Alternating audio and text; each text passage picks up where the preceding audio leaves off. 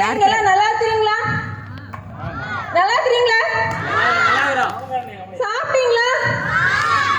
பொங்கல் வச்சுக்கிறீங்களா? இருக்குது எங்களுக்கெல்லாம் கொஞ்சம் எடுத்து வச்சிருங்க. போகும்போது கொஞ்சம் கொடுத்துருவீங்களாமா? வேற ஒண்ணும் இல்ல, அதுக்குதான். கேட்டது அதுக்குதான். ஆமாங்க, அதுக்குதான் வச்சு நீங்களா சாப்பிடாதீங்க. மறந்துடக்கூடாது இல்லைங்களா? எப்படி நாங்க வாரம் கோயம்புத்தூர்ல இருந்து வந்துக்கிறோம். ஒரு வாய் பொங்கல் கொடுக்கலன்னு எப்படிங்க? அப்புறம் அவர் குடிபிடிச்சிருக்காரு. அவரை எடுத்து சொல்றது வேண்டாங்க. விருந்து உபசரிப்பு கொடுத்து மகிழ்ச்சியில மகிழ வச்சுட்டாங்க கோட்டுப்பாக்கம் உறவுகள். அண்ணனுக்கும் அன்னிக்கும் என் மனமார்ந்த நன்றிகள். அப்புறங்க எங்க நடுவர் சுற்றுக்கு வரணுங்க. நெற்றிக்கண் திறப்பினம் குற்றம் குற்றமே என்று கூறும் நக்கீரர் வழிவந்த என் நடுவர் அண்ணன் அவர்களுக்கு என் முதற்கண் வணக்கம். இப்படி எல்லாம் சொன்னா நான் வந்து தீர்ப்பெல்லாம் மாத்த மாட்டேன். தீர்ப்பு சொல்ல வேண்டாம்ங்க. சரியான தீர்ப்பை கொடுப்பது பாண்டிய நாட்டு மரபு. எது உண்மையா அதுக்கு பாண்டிய நாட்டு மரபுப்படி தீர்ப்பு சொல்லுங்க. அவ்வளவுதானுங்க. எங்க தரப்பு நாங்க பேசிட்டு போயிடுறோம். அதுக்கு நீங்க நேரம் கொடுத்தீங்கன்னா சரிங்க. எதிரணியாளர்களுக்கு என் ஆறுதல் வணக்கம். ஏன்னா வெற்றி எமதே கண்ணுங்களா, வெற்றி எமதே. ஏனுங்க நம்மளாம் எங்க இருக்கிறோம், எந்த இடத்துல இருக்கிறோங்கிறத தெரியாமையே ஆனா பெண்ணா அப்படின்னு பேசிட்டு இருக்கிறோம். ஐயா சன்னதியில வந்து நின்னுட்டு பக்தியில சிறந்தது ஆனா பெண்ணானா என்ன தீர்ப்பு சொல்றது? எங்க அண்ணன் உண்மையை மட்டும் பேசுவாருன்னு 4 பேர் சொல்லி நல்லா கேட்டிருக்கிறேன். அதனால நீங்க எல்லாம் அதை கொஞ்சம் குறிச்சு வச்சுக்கோங்க. அப்புறம் நிறைய விஷயம், அதாவது திருவண்ணாமலை மாவட்டத்துல சித்தர்கள் அதிகம் நாம கேள்விப்பட்டிருக்கோம். எங்க போய் நம்ம வந்து பெண்களை சொல்றது? நான் வந்து புராணம் இலக்கியத்தெல்லாம் பேசுறீங்க, நான் நடைமுறை வாழ்க்கையை பேசுறேன். என்று வீட்டுல பக்தியில சிறந்தது என்ற மச்சான் தான். உண்மையை ஒத்துக்கிறேன். ஏன்னா என்ற மச்சான் பக்தியில சிறந்தவர்னாலதான் புண்ணிய பூமியான திருவண்ணாமலையில நீ போய் பேசிட்டு வான்னு அனுப்பிச்சுக்கிறாரு. அதனால பக்தி நெறி இருக்கிறதுனால தானே. அப்புறம் எத்தனை ஆண் சித்தர்களை கண்டிருக்கிறோம். ஏதாவது ஒரு ஆளை கை நீட்டி சொல்லுங்க. ஏதோ இப்ப சொல்லிட்டு இருக்காங்க ஒரு சிலரை, அதை நம்ம ஏத்துக்கலாமா வேண்டாமா நம்ம முடிவு பண்ணணும். அண்ணா உங்களுக்காகத்தான் பேசிட்டு இருக்கிற, கொஞ்சம் கை தட்டினீங்கன்னா கொஞ்சம் எந்தவா பேசணும்ல. இதுதான் மட்டும்தான் வேணும். இங்க பாக்க அங்க ஒண்ணு இங்க ஒண்ணுமா அக்கா மாருங்க அங்கேயும் இங்கேயும் உட்காந்துக்கிறாங்க. கண்ணு ஊர அண்ணமாருக்கு தான் கெளுத்தியா தெரியுறீங்க.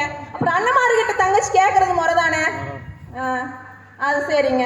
அப்புறம் 63 நாயன்மார்கள், 63 நாயன்மார்கள் பத்தி தெரிஞ்சிருக்கும். அதாவது ஒவ்வொருத்தரை பத்தி பேசணும்னா நான் உலகத்துல வாழ்ற நாட்கள் பத்தாது.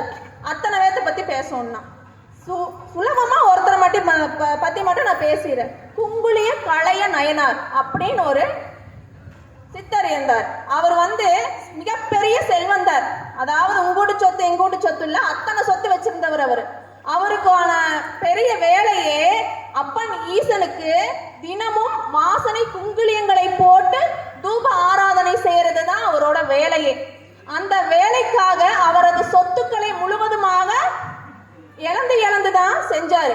அப்படி அவர் வீட்டுக்கு வர்ற சிவனடியார்களுக்கு உணவு கொடுக்க முடியவில்லையே என்று வருத்தத்திலும் இருந்தார். அதை விட அவங்களோட சம்சாரமாகட்டு குழந்தைகளாகட்டு பல நாள் பட்னியா கிடந்தாங்க. அந்த பல நாள் பட்டினியை கூட அவர் மனசுல எடுத்துக்காம அந்த நம்ம என் அப்பன் ஈசனுக்கு ஒரு நாள் குங்குளியத்தை போட்டு வாசனை திரவியங்களை கொண்டு தூப ஆராதனை காட்ட முடியவில்லையே என்று மனம் வருந்தி மூளையில் அழுதார். அப்போ அந்த அம்மா மகராசி ஐயாவோட அம்மா என்ன சம்சாரம் என்ன சொன்னாங்கன்னா, நான் போய் யாசகம் பெற்று வருகின்றேன் அப்படின்னு சொல்லி சொன்னாங்க. அப்போ அவரோட ஞான சித்தத்தை ஐயன் மேல வச்சிருந்த அன்பையும் மரியாதையும் பய பக்தியையும் கண்டு அவருக்காக வீடு முழுவதும் பொன்னாக கிடைக்கட்டும்னு ஆசை பெற்றார். இதெல்லாம் எதனால? ஆண் வந்து அந்த வீட்டுல இருக்கிற ஆண் வந்து சிவனடியாரா சிவன் மேல ஆயிரம் எவ்வளவுன்னே சொல்ல முடியாது அளவுக்கு வந்து பயபக்தியா இருந்ததுனால தானே அவரால் பெற முடிஞ்சது. அப்ப இங்க யாரு சிறந்தவங்க? அதையெல்லாம் விடுங்க. யாரோ ஒருத்தி ஒன்னும் தெரியாது சின்ன பிள்ளை கோயம்புத்தூர்ல இருந்து வந்துருவா, அவளை ஏமாத்தி போடலாம் நினைச்சு பேசுறதுக்கு உட்காந்துக்கிறீங்க. நீங்க எல்லாம் வெள்ளிக்கிழமையான வீட்டுல ஆராத்தி காட்டுறீங்களா இல்லையா? கடையில பூசணிக்காய் உடைச்சு வாசல் உடைக்கிறீங்களா இல்லையா? எல்லாத்தையும் மறைச்சு போட்டு இங்க வந்து உட்காந்து என்னமோ நானும் வந்துட்டேன் பொம்பளைங்க தான் பேசுவோம் போயிடலாம் வந்து நின்றது. பயந்து போய் உட்கார்ந்து இருக்கிறேன்.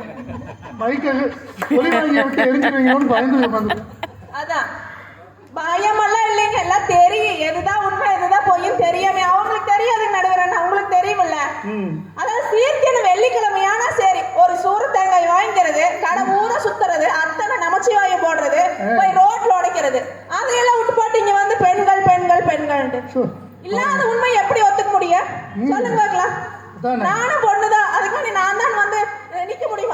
ஆனா நீங்க தான் இன்னைக்கு திருவண்ணாமலைக்கு அவரை வம்ப இழுத்துட்டு போனீங்க. என்ன அதத்தான் சொல்றேன், ஆண்களோட பக்தியை தெரிஞ்சுக்கோங்க. அங்க எத்தனை பேர் ஆம்பளைங்க இருந்தாங்க நடுவரே? அவரை இழுத்துட்டு போனாரு. சரி, நீங்க தான் கூட்டு போனீங்களா? அவருதான். சரி, இந்த பஞ்சாயத்து அப்புறம் வச்சுக்கிறோம். போங்க.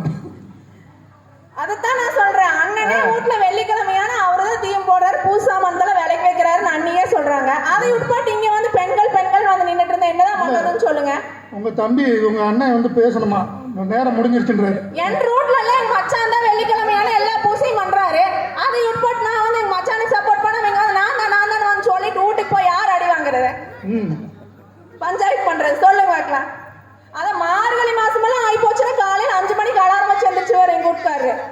எந்திரிச்சு போய் வாசல்ல விளக்கு வைக்கிறது என்ன, சுப்பிரபாதத்தை போடுறது என்ன, அதெல்லாம் டெய்லி வாழ்நாள்ல 16 வருஷமாச்சு கல்யாணம் ஆகி. இத்தனை வருஷமா பார்த்து போட்டு வந்து இன்னைக்கு புதுசா நான் தான் பெருசுன்னு வந்து நீங்க பேசினா நம்ம வீட்டுல மாமியா ஒண்ணு என்ன சொல்லுவாங்க சொல்லுங்க பார்க்கலாம். ஆகவே நடுவர் அவர்களே, என்ன சொன்னாலுமே நடுவர் அவர்களே, பக்தியில் சிறந்தவர்கள் ஆண்கள் தானுங்க, ஆண்கள் மட்டும் தானுங்க. கார்த்திகை மாசமான நீங்க பாக்குறீங்களா இல்லையா? சிறுசு போடுச்சு எங்க வீட்டு பக்கத்துல எல்லாம் சிறுசுல இருந்து போடுச்சு வரைக்கும் எல்லாம் மாலை போட்டு அடாடா பஜனை சாமியே சரணம் ஐயப்பான்னு பாடுற பாட்டு கேட்டா நாங்கெல்லாம் 7 மணி வரைக்கும் தூங்குறோம், காலையில 5 மணிக்கு எந்திரிச்சிருவோம் பார்த்துக்கோங்க. அப்புறம் எப்படி ஆண்களோட பயபக்தி எங்கிருந்து தெரியுது உங்களுக்கு?